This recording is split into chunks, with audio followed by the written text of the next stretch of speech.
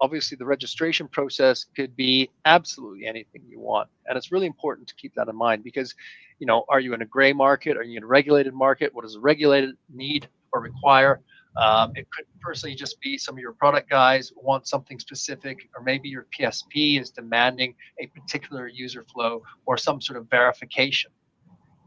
And what's important to keep in mind is that we can support absolutely anything, and it is all seamless. In other words, the user will never actually see when MIRACL's technology kicks in. They're all just going to see that as a part of your website.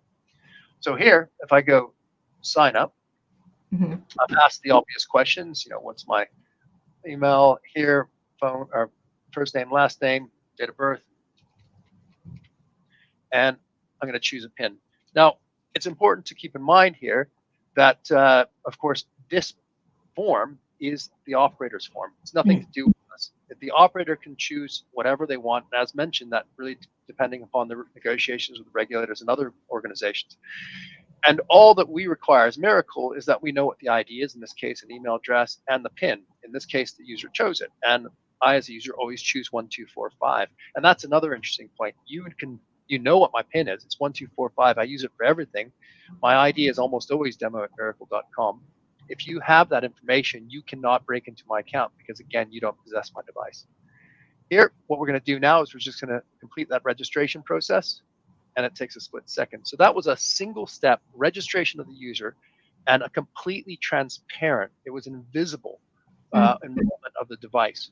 And of course, thereafter, when I then log in, I just simply have to type in my PIN, and I'm straight back in again. So you can see that the chance that a user is going to drop out in that process where everything's done in a single step, as an example, is going to be really low. Now, one of the things you would have noticed, though, we didn't verify any information.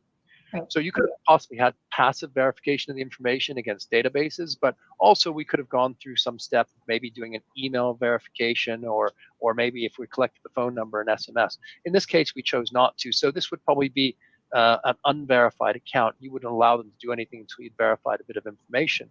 But what it means is you're going to get users in without failure and very, very rapidly, which is what you want to do because you want to expose them to all your fun games and everything to play.